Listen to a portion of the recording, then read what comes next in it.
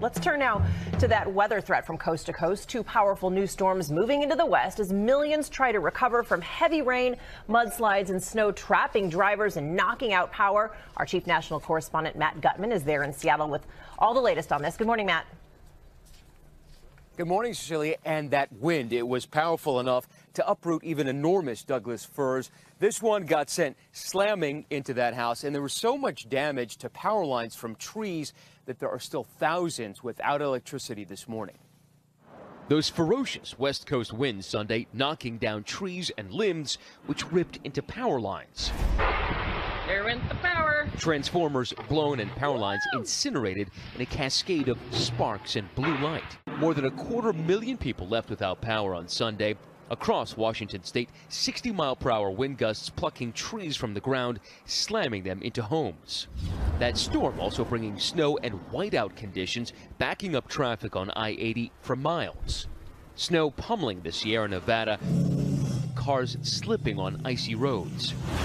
Farther south, strong winds up to 70 miles per hour, sending large waves and high tides into the San Francisco Bay Area. Funnel clouds seen spinning from Santa Cruz to the coast of Long Beach. Torrential rains swamping roads, triggering mudslides on the Pacific Coast Highway near the Woolsey Fire burn zones. That flow, the size of 2 football fields, trapping vehicles in up to 4 feet of mud and debris. Crews bulldozing them out of the muck.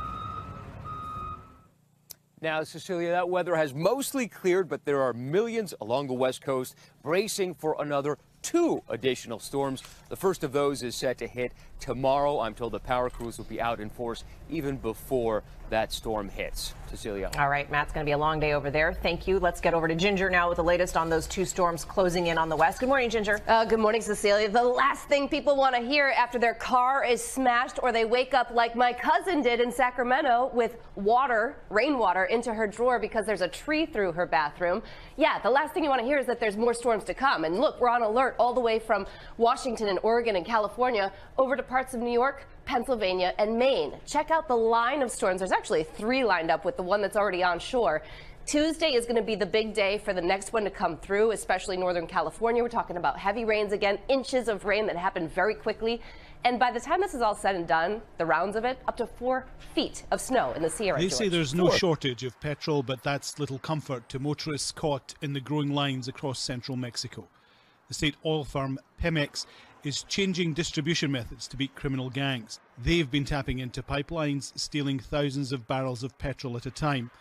That inflicts steep losses for the company and the country. The changes mean some places are struggling to keep their tanks full. One of the worst affected, Mexico's second city, Guadalajara. It's really bad because we already went to several stations, but we didn't find any gasoline. It's been 3 days already. It's a disaster. Everywhere it's a disaster. I've been to 2 gas stations and they don't have anything. Look at this. Where else do we have to go? If there isn't anything here, where else do you go?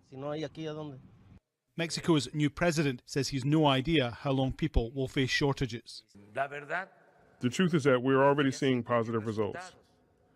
We have a reduction in theft that has never been achieved before, so we're going to keep moving forward.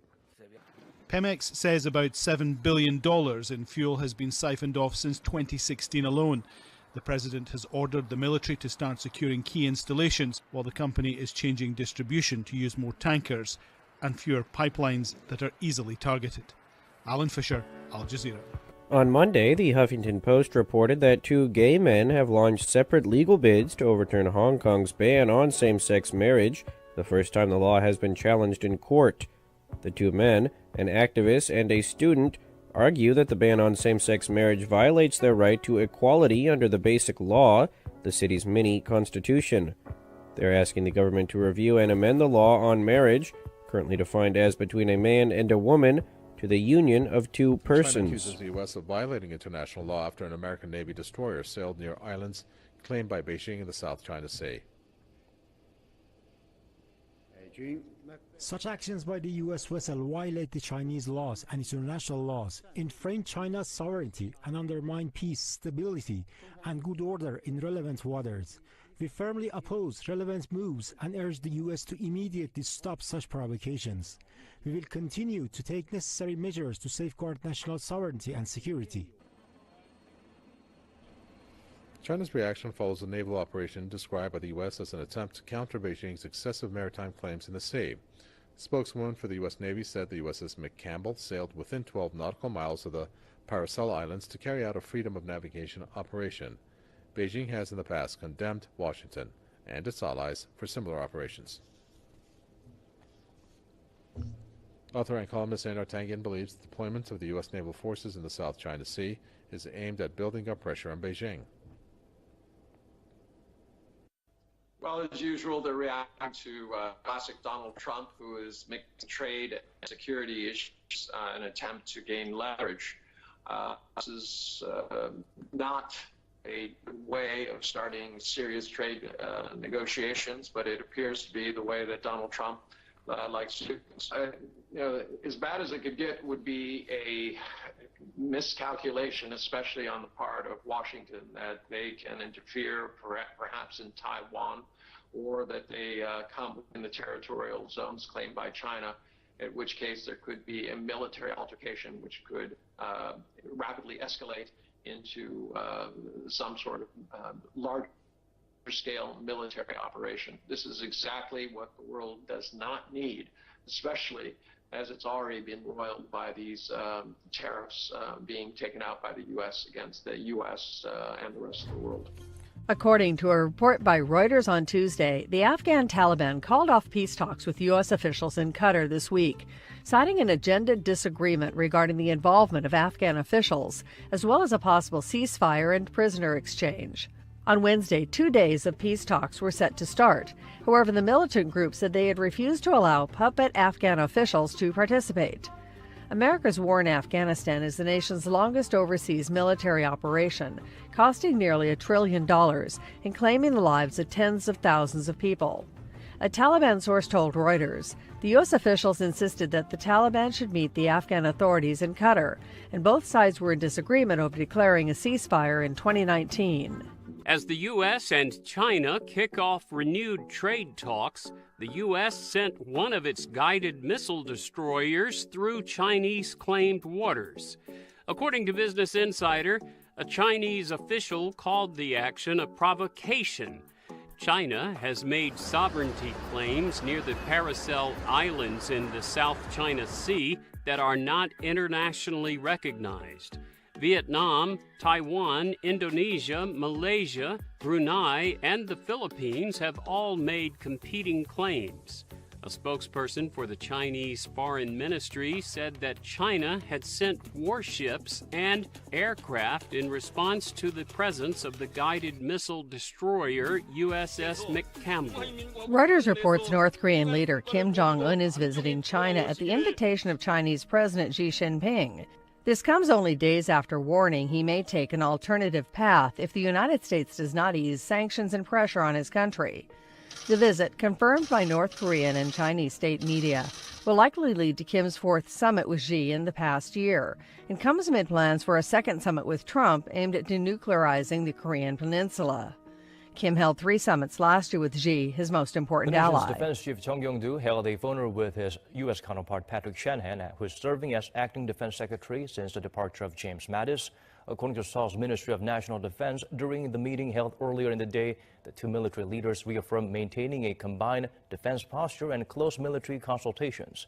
In the face of upcoming security changes and challenges, they vowed to further the 2 countries' alliance, which they both agreed that it has been functioning a key role in maintaining peace and stability on the Korean Peninsula during the past 7 decades.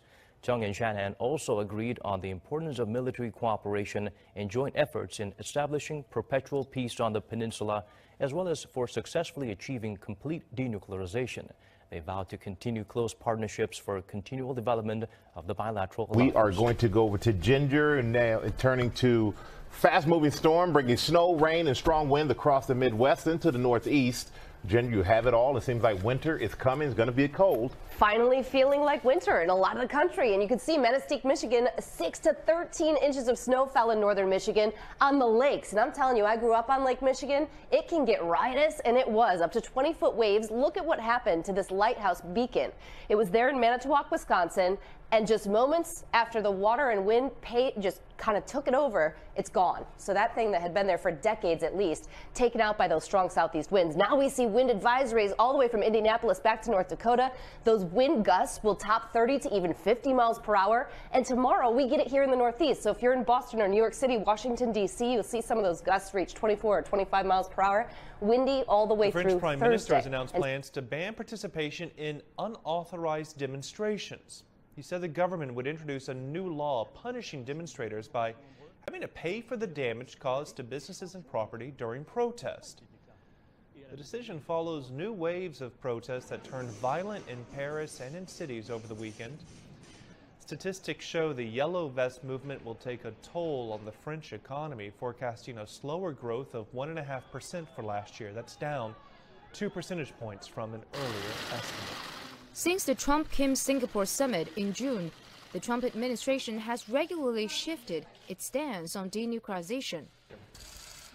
U.S. Secretary of State Mike Pompeo has repeatedly stressed on complete and verifiable denuclearization before economic sanctions can be eased. However, the U.S. president insists he's ready to give the DPRK more time. I never said speed. Look, it's been this way for 80-plus years. Over the past 2 months, 3 statements in particular highlight the changing narrative coming out of the White House. On November the 20th, Pompeo told South Korea that denuclearization should be prioritized over an expansion of bilateral relations on the peninsula. Then in December, it was announced the Trump administration is planning to review its ban on American citizens traveling to the DPRK to help facilitate the delivery of humanitarian aid. And finally, on Christmas Eve, the U.S. president tweeted that he's looking forward to a second meeting with Kim Jong-un. On 2nd January this year, Trump showed off a letter written by Kim Jong-un and hailed his relationship with the DPRK leader. Just got a great letter from Kim Jong-un. We really established a very good relationship. A lot of good things are happening. With Washington preparing for a second summit, the White House's prevarications seem to be evoking anger and frustration in Pyongyang. In November, the DPRK hit out at the U.S. for imposing fresh sanctions against 3 of its top officials. It warned the move could block the path to denuclearization on the Korean Peninsula forever. 3 days later, the DPRK's official news agency published an article demanding that Washington revoke its nuclear threat to the DPRK before asking it to denuclearize. In a televised New Year's address, Kim Jong-un welcomed the planned meeting while warning the U.S. over continuing economic sanctions. DPRK would have no option but to explore a new path in order to protect our sovereignty if Washington continues to break its promises and misjudges our patience. The United States operate a network of nuclear-capable submarines and bombers off the coast of South Korea and Japan. And there are close to 30,000 American troops stationed in South Korea. The U.S. has not yet indicated if it's willing to consider DPRK's demand, although Trump says he wants Seoul to pay more towards the maintenance of the U.S. troops in the country. With Nayan Seth, Marco, CGTN. 68-year-old Cardinal Philippe Barbarin, one of the most prominent Catholic figures in France, arrived for the start of his court proceedings. The Archbishop of Lyon is accused of helping to cover up abuse in one of his parishes. 5 others from his diocese are also facing charges.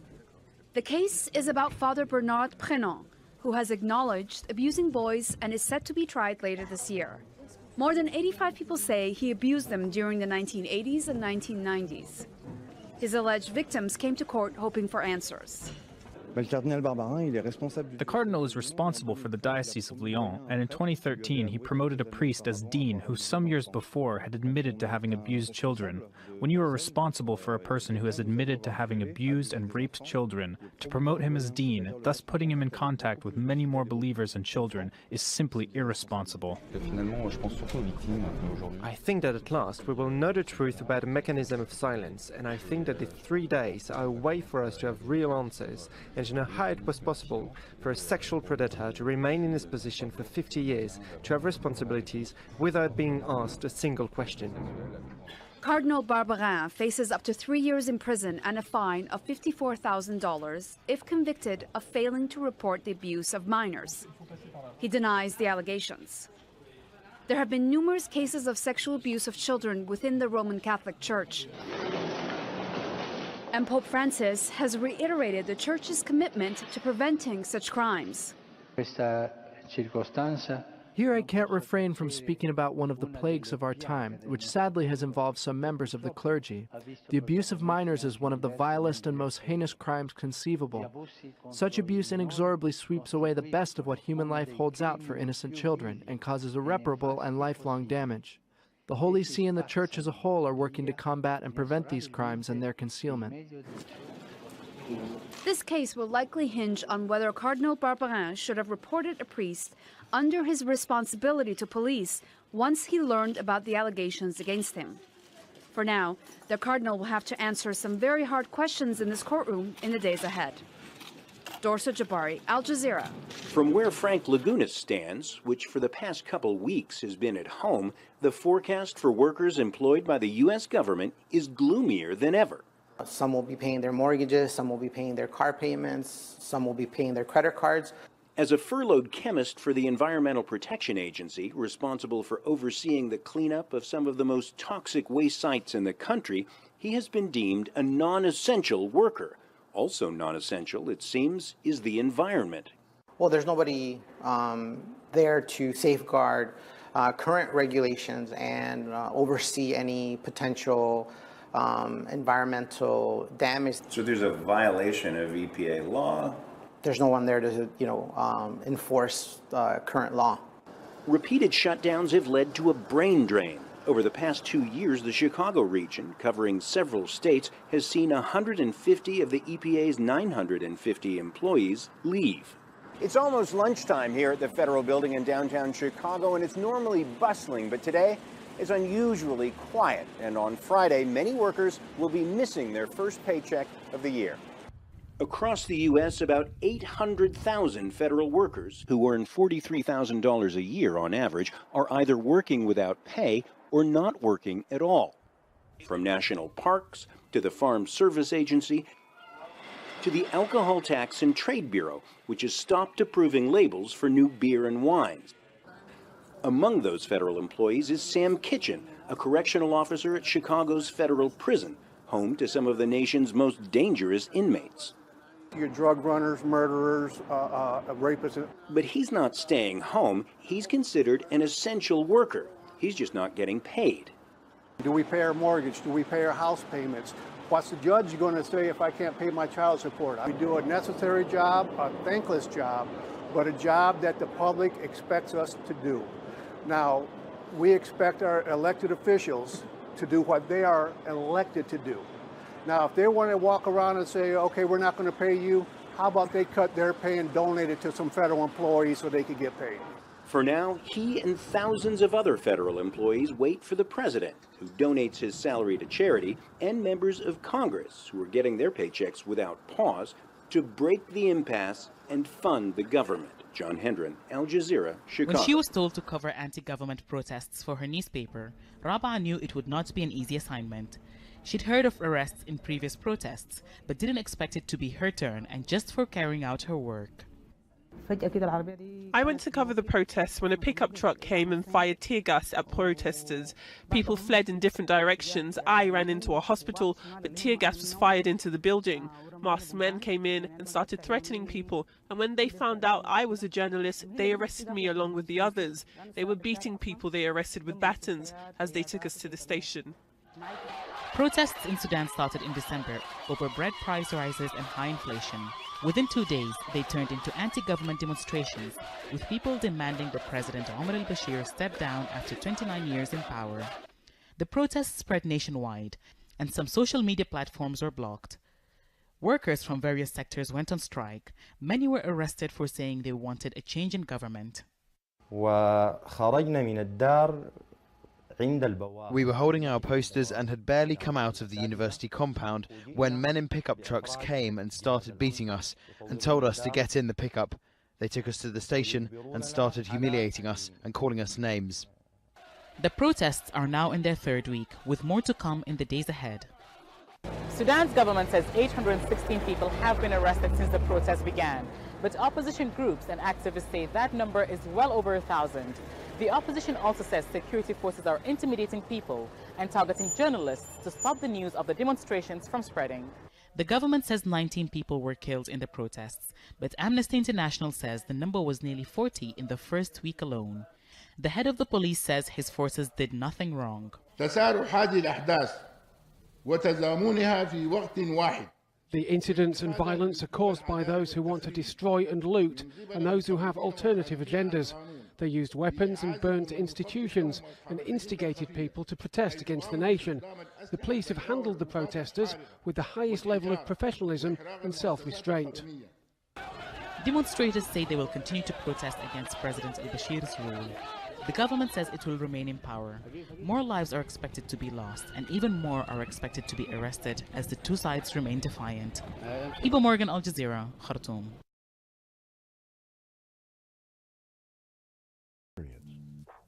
Actor William Shatner has ventured into the final frontier as Captain James T. Kirk in Star Trek, and now he says he'd take to the stars for real if he had the right traveling companion. On Twitter, a follower asked Shatner if he'd go to space should SpaceX founder Elon Musk offer him the chance. ComicBook.com reports Shatner upped the idea by saying, "Yes, with him in the seat next to me, I'll hold his hand during takeoff as an added bonus." Shatner also recently shared that he'll be exploring another frontier, the stage of the historic Grand Ole Opry in Nashville. He'll make his Grand Ole Opry debut February 15. When the sun goes